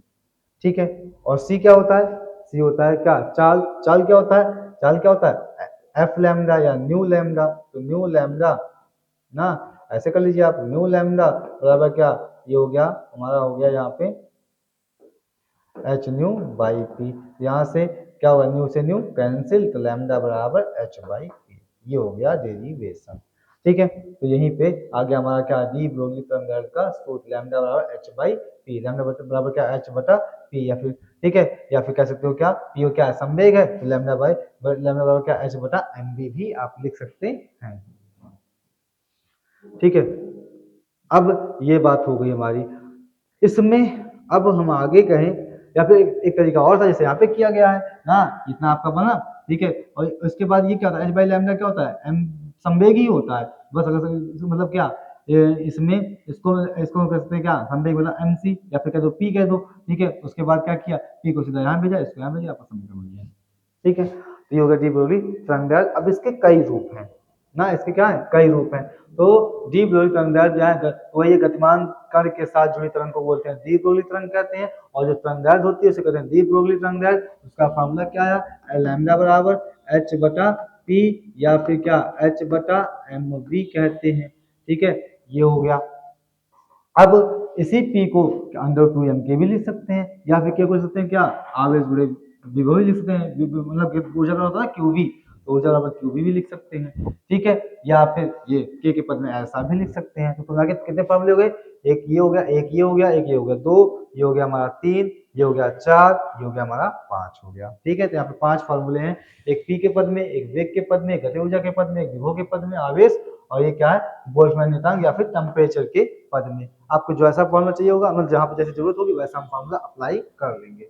अब यहाँ पे क्योंकि ये वाला फॉर्मूला हमको ज्यादा चाहिए होता है, आवेशों के बारे में बात ज्यादा होती है, तो इस वाले फॉर्मूले का हम एक स्पेशल केस देख लेते हैं, जो केस है यहाँ पे ना। तो क्यू को अगर इलेक्ट्रॉन की बात करें, किसकी बात करें, इलेक्ट्रॉन के लिए बात करें, तो आवेश क्या होगा, इलेक्ट्रॉन का ही, और विभवांतर क्या हो गया, वी हो गया। अब इसमें क्या है, इसमें बात यही है कि एच फिक्स है, इलेक्ट्रॉन द्रव्यमान फिक्स होता है ना, पता ही है। तो और ये इलेक्ट्रॉन का आवेश, इन सब चीजों को हल करके कैलकुलेट कर लिया जाए तो कितना बन जाता है, ये बन जाता है इतना 12.27 बटे अंडर रूट वी। या फिर इसको और हल कर देते हैं तो हमारा फाइनल फॉर्मूला बन जाता है ये अंडर रूट 150 बटा वी। आप याद रखिएगा, विभव को वोल्ट में रखेंगे ना, अंडर रूट 150 बटा वी, वी का मान कितना रखेंगे, आप वोल्ट में रखेंगे तो आपको लैम्डा कितने मिल जाएगा, एंगस्ट्रॉम में मिल जाएगा। ठीक है, तो इलेक्ट्रॉन के लिए आप सीधा वाला फॉर्मूला अप्लाई कर सकते हैं, और इसी चीज का इस्तेमाल करते हैं किसमें, इलेक्ट्रॉन सूक्ष्मदर्शी में। ठीक है, तो ग्राफ की बात करें तो लैम्डा और पी का ग्राफ ऐसे बन जाएगा, कोई लैम्डा पी के क्या व्युत्क्रमानुपाती, एम के लिए भी ऐसे बन जाएगा, और वी के लिए भी इस प्रकार से ग्राफ हमको प्राप्त हो जाएगा, वही सूत्र से बना लिए ग्राफ।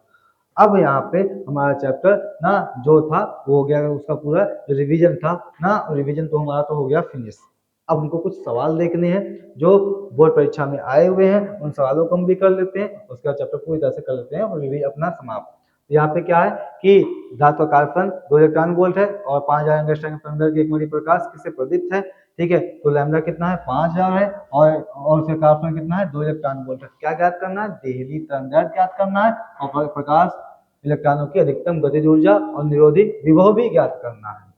2022 में आया हुआ सवाल है, तो हम आपके लिए सवाल कर रहे हैं कि गति निरोधी कार्बन कितना है 2 इलेक्ट्रॉन वोल्ट है, और लैम्डा कितना है, लैम्डा है 5000 एंगस्ट्रॉम।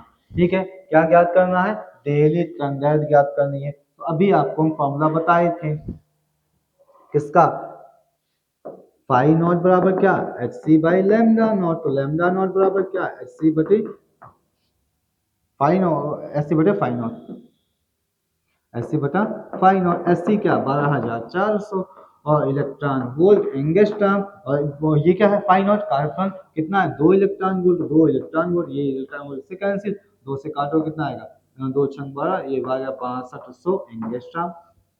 फिर क्या पूछा है, क्या पूछा है, प्रकाश इलेक्ट्रॉनों की अधिकतम गतिज ऊर्जा पूछा है। अधिकतम गतिज ऊर्जा का फॉर्मूला उसकी बात करें तो क्या था, ई वी एस बराबर क्या, के मैक्सिमम।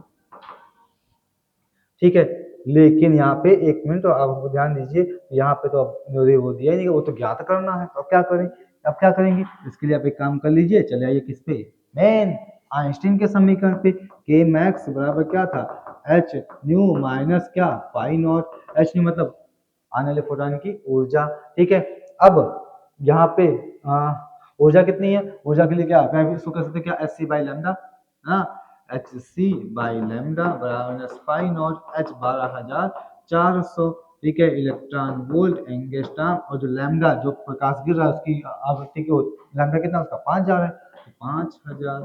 ठीक है, माइनस उसके बाद क्या, उसके बाद पाई नॉट, पाई नॉट मतलब तो ये अब यहाँ से फाई नॉट की बात करें ना, फाई नॉट की बात करें, फाई नॉट कितना कार्बन दिया है कितना 2 इलेक्ट्रॉन वोल्ट। ठीक है, ये एंगस्ट्रॉम, एंगस्ट्रॉम ग्राम कैंसिल, इसको सॉल्व करके आप 2 घटा दीजिएगा, आपके लिए गतिज ऊर्जा।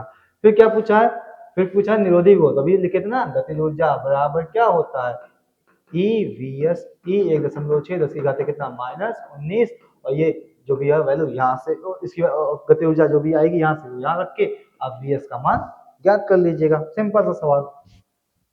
आगे हमारा सवाल अगला है ना, वो सवाल है ये कि यहाँ पे, अच्छा वही सवाल फिर से आ गया, ठीक है, अच्छा 2023 में भी पूछा गया है, ठीक है, तो वैसे कर लीजिएगा, ये वाला भी सेम वही सवाल है।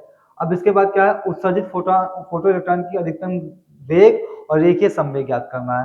2.5 इलेक्ट्रॉन वोल्ट के कार्बन वाले धातु पर 4,000 एंगस्ट्रॉम की तरंगदैर्घ्य का प्रकाश डालने पर ना, एक क्या है धातु है जिस पर जिसका कार्बन कितना है 2.5 इलेक्ट्रॉन वोल्ट है, और उस पर 4 एंगस्ट्रॉम का तरंगदैर्घ्य वाला प्रकाश गिराया जा रहा है। ठीक है, तो ज्ञात क्या करना है, अच्छा गतिज ऊर्जा है, तो यहाँ पे सीधा तो आइंस्टीन के मैक्स बराबर एच न्यू, या फिर कर लो H C by lambda minus phi naught, H C 12,400 electron volt angstrom, उसके बाद लैम्डा कितना है 4,000 इलेक्ट्रॉन वोल्ट, ठीक है, नहीं एंगस्ट्रॉम 4,000 एंगस्ट्रॉम है,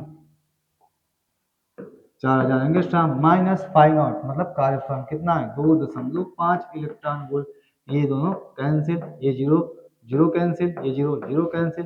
ठीक है, 4 से काटें तो 4 3 12, 4 कम 4, 4 दाम में 40 electron volt minus 2.5 electron volt, तो 3.1 electron volt minus 2.5 electron volt, minus कर दीजिए आंसर। फिर क्या पूछा है, अच्छा वेग पूछा है। ठीक है, गति ऊर्जा क्या होती है, गति ऊर्जा क्या होती है, हाफ एम वी मैक्स का स्क्वायर बराबर, अच्छा ये घटाएंगे कितना आएगा, ये आएगा कितना 0.6 इलेक्ट्रॉन वोल्ट, ये हो गया।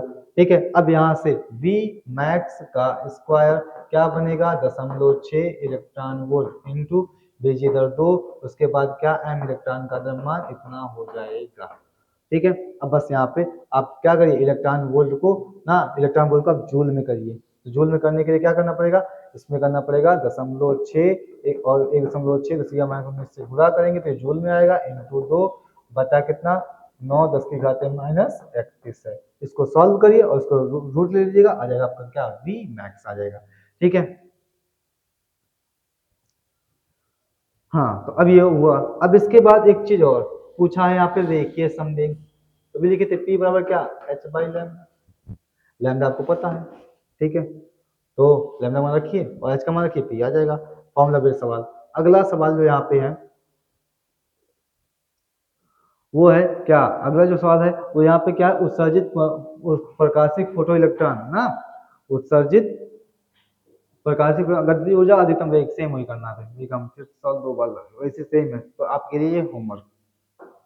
उसके बाद अगला सवाल की बात की जाए तो कार्यफलन दे रहा है 4 और इतने की आवृत्ति का विकिरण आपतित हो रहा है। ठीक है, तो मतलब क्या हमको दिया गया है यहाँ पे आवृत्ति जो कि दिया 3 10 की घात कितना 15 हर्ट्ज, और कार्यफलन दिया गया है कितना 4 इलेक्ट्रॉन वोल्ट दिया गया है।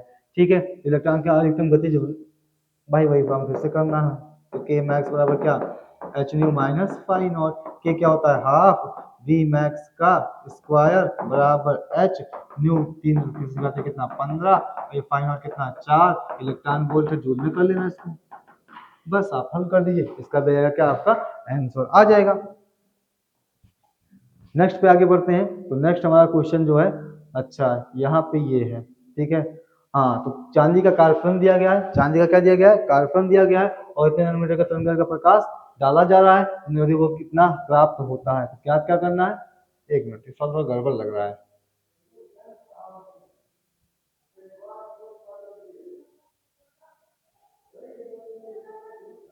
अच्छा अच्छा, ठीक ठीक, इतना इलेक्ट्रॉन वोल्ट है। कार्बन कितना है? कार्बन है पाई नॉट है कितना, 4.7 इलेक्ट्रॉन वोल्ट है। ठीक है, उसके बाद इतना नैनोमीटर का प्रकाश गिराने पर निरोधी कितना, ठीक है, हाँ 100 नैनोमीटर का प्रकाश गिरा है तब निरोधी कितना है, 7.7 है। जब 200 का गिराएंगे, हाँ 200 गिराएंगे तब निरोधी कितना होगा, ये हमको ज्ञात करना है। ठीक है, ये इस सवाल पे ना, सवाल है 2023 में पूछा गया, इस सवाल को सॉल्व करते हैं। ठीक है, यहाँ पे आप ये सवाल को ऐसे, जैसे कि सवाल में क्या बोल दिया है, लैम्डा दे दिया है, न्यू नॉट दे दिया है, वो दे दिया है। हम जानते हैं के मैक्स, के मैक्स बराबर क्या होता है, के मैक्स बराबर क्या होता है, एस सी। ठीक है, या फिर हाँ S C by lambda minus pi nought. ठीक है, और के क्या होता है, ई वी एस या वी नॉट न्यूडिगो, ये होता है। अब क्या करते हैं, हम वैल्यू रखते हैं, पहले रखते हैं ये वाली, तो आ गया ई, और वी एस कितना है, ये है 7.7, और एच सी कितना हो गया 12,400, और लैम्डा एंगस्ट्रॉम में एक मिनट, यहाँ पर नैनोमीटर में है, एंगस्ट्रॉम में करना पड़ेगा। तो क्या करें, 100 है कितने से, क्योंकि एक नैनोमीटर में 10 की घात -9 मीटर होता है। ठीक है, तो अब इस और एक मीटर में क्या होता है, 10 की घात -10, नहीं उल्टा लिख रहे हैं, एक एंगस्ट्रॉम में 10 की घात -10 मीटर, ये तो इसका मतलब एक मीटर में कितना, 10 की घात 10 एंगस्ट्रॉम। तो यहाँ पे आप रख दीजिए, आप रख देंगे तो कितना जाएगा, अरे भाई एक मीटर में 10 -9 मीटर। ठीक है, और एक एंगस्ट्रॉम में 10 -10 मतलब क्या, एक मीटर में 10 की घात 10 एंगस्ट्रॉम। तो इसका मतलब अगर आप यहाँ पे क्या कह रहे हैं, इस वाले में आप मल्टीप्लाई कर दें किसने से, 10 की घात 10 से, ये किसमें जाएगा, ये हो जाएगा मीटर जो है वो हो जाएगा एंगस्ट्रॉम में, मतलब कि 10 एंगस्ट्रॉम। तो यहाँ से आपको 10 से गुणा कर दीजिए। ठीक है, ये आया माइनस पाई नॉट कितना है, 4.7 है। ठीक है, इलेक्ट्रॉन वोल्ट में है तो इलेक्ट्रॉन वोल्ट। अब यहाँ से कितना बनेगा आपका, ये आया, कुछ सॉल्व करें कि, एक मिनट कुछ गड़बड़ी नहीं कर रहे हैं,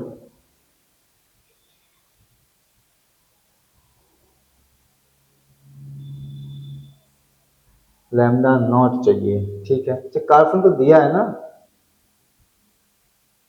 कार्बन तो दिया है 4.7 इलेक्ट्रॉन वोल्ट। ठीक है, अब एक काम करते हैं, यही समीकरण लगाते हैं इस वाले के लिए, इस वाले के लिए लगाते हैं तो ये क्या आएगा, ई वी नॉट हमको ज्ञात करना 12,400, और लैम्डा कितना दिया 200 नैनोमीटर, जैसे गुणा करके एंगस्ट्रॉम में कर लेंगे, -4.7 इलेक्ट्रॉन वोल्ट। एक काम करो, दोनों को घटा दो, अब घटा देंगे तो ये माइनस माइनस ये प्लस, ये दोनों हो जाएंगे कैंसिल। ठीक है, तो यहां से क्या आएगा, ई कॉमन करेंगे, 7.7 माइनस वी नॉट। ठीक है, यहाँ पे 12,400 कर लो कॉमन, यहाँ पे कितना आ जाएगा, यहाँ पे आएगा 1/1000 माइनस 1/2000। ठीक है, ये बन गया। अब यहाँ से कितना बनने वाला है ये, तो ये बनने वाला है, अच्छा ये है इलेक्ट्रॉन वोल्ट एंगस्ट्रॉम में, तो एंगस्ट्रॉम इसको किए, एंगस्ट्रॉम कैंसिल, इलेक्ट्रॉन वोल्ट बचा है अभी। तो एक इलेक्ट्रॉन, ऐसा समझिए आप क्या कहना चाह रहे हैं, आपके लिए कहना ये चाह रहे हैं कि ये 12,400 ये किसमें होता है, इलेक्ट्रॉन वोल्ट एंगस्ट्रॉम में होता है। ठीक है, जब हमने यहाँ एंगस्ट्रॉम में रखा है, इसको एंगस्ट्रॉम में, तो कैंसिल हो गया वो, तो बचा क्या, इलेक्ट्रॉन वोल्ट बचा, इलेक्ट्रॉन से इलेक्ट्रॉन कैंसिल कर दो, बस वोल्ट में आंसर आएगा, इसका मतलब एंगस्ट्रॉम कैंसिल ही हो गया है, वो इससे कैंसिल हुआ था, इलेक्ट्रॉन इससे कैंसिल कर दिए, तो कितना है 7.7 माइनस वी नॉट बराबर 12,400। ठीक है, यहाँ 10 कॉमन कर लो, ये भी चला जाएगा 1000 बाहर, यहाँ पे कितना आएगा 1 माइनस 1/2 आएगा। ठीक है, ये 2 जीरो यहाँ से हो जाएंगे कैंसिल। ठीक है, तो कितना आ गया 12,124/10, और गुणे कितना ये आएगा 1/2 आएगा, 2 से काट दो, ये 6 और ये आ गया 2। ठीक है ना, तो इसका मतलब क्या आएगा, इसका मतलब आ गया 7.7 माइनस वी नॉट बराबर क्या, 2 से 10 से भाग करेंगे 6.2, इसको इधर करो, आप इसको इधर करें। ठीक है, तो ये कितना आ जाएगा, वी नॉट बराबर 7.7 माइनस 6.2, तो वी नॉट बराबर कितना आ जाएगा, ये 1.5 वोल्ट, ये हो गया हमारा आंसर। ठीक है, आगे बढ़ते हैं, तो हमारा अगला सवाल जो है ना, अगला सवाल जो है वो है क्या कि, अच्छा लैम्डा नॉट का सूत्र लैम्डा के पद में ज्ञात कीजिए। एक धातु पृष्ठ पर लैम्डा तरंगदैर्घ्य का एक मणि प्रकाश आपतित करने पर धारा नदी को इतना प्राप्त होता है। इसी पे सेम सवाल आपके लिए, सेम सवाल, ये आपके लिए होमवर्क है, ठीक है। आगे जो हमारा अगला क्वेश्चन है ना, वो क्या है कि हाँ ग्राफ वाला है, ठीक है। 17 और 14 में पूछा गया है, दो प्रकार सुग्राही धातु एक्स और वाई के लिए आपके विकर्ण में परिवर्तन निर्भर के साथ ग्राफ से दिखाया जा रहा है, ठीक है। ये हो गया एक्स के लिए, होगा किसके लिए, वाई के लिए। क्या करना है, धातु एक्स और वाई की देह तरंग में क्या अनुपात होगा, ठीक है। और समान तरंग की आवृत्ति के लिए कौन सी अधिक गति ऊर्जा मुक्त करेगा। अच्छा, तो यहाँ पे अभी आपको जब हम ग्राफ बनाए थे तो निरोधी वो है और इधर क्या है, आवृत्ति है। अच्छा, तो यहाँ पे ऐसे तो था,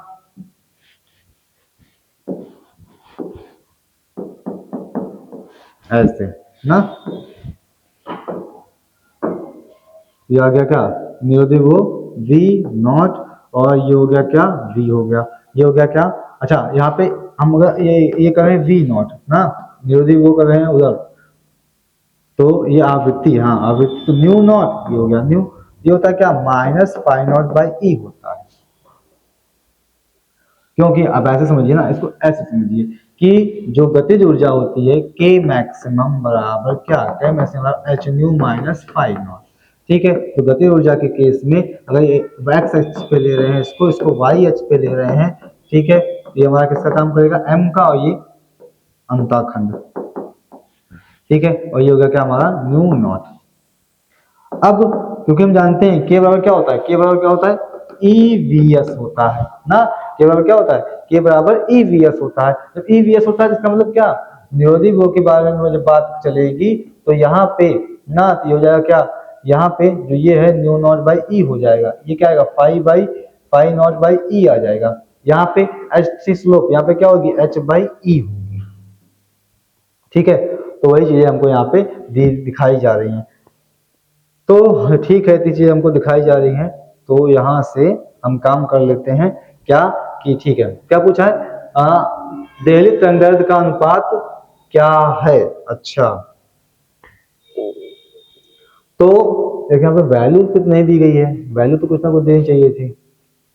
और दूसरा जो है समान तरंग के लिए आपतित विकिरण की, एक काम करिए कि कौन सी धातु अधिक गतिज ऊर्जा के इलेक्ट्रॉन मुक्त करती है